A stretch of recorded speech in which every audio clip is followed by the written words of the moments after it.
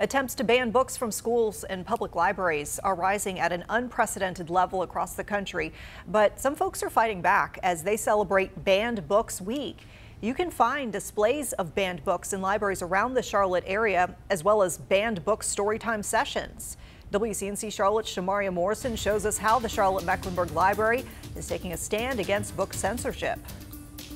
More than 1,200. That's the number of attempts to ban or restrict library materials in 2022. And according to the American Library Association, that number is likely to rise by the end of 2023.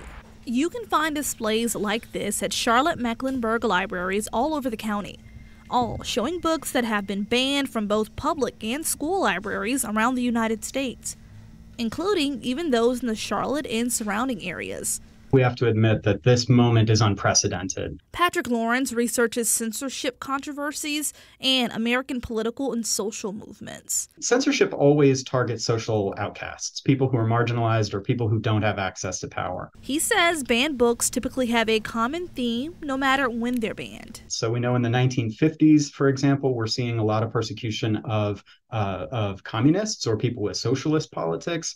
According to the American Library Association, books targeted for censorship right now were mostly by or about LGBTQ+ people, Black, Indigenous, and people of color. We know that books that celebrate the full diversity of the country and of the kids themselves, when we know that that's a powerful tool to get them reading and to love to read, there can be no barrier. The ALA shows North Carolina, along with states like Texas, Florida, and Illinois, all lead the nation with attempted book bans.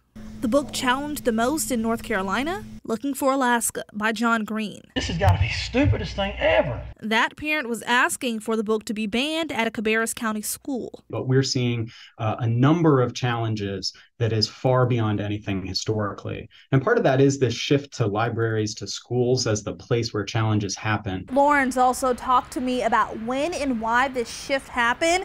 He's also talking about this at a panel discussion at the South Boulevard Library location at 6 p.m. tomorrow. Him and other panelists will talk about the history of book banning and censorship as a part of Book Banning Week.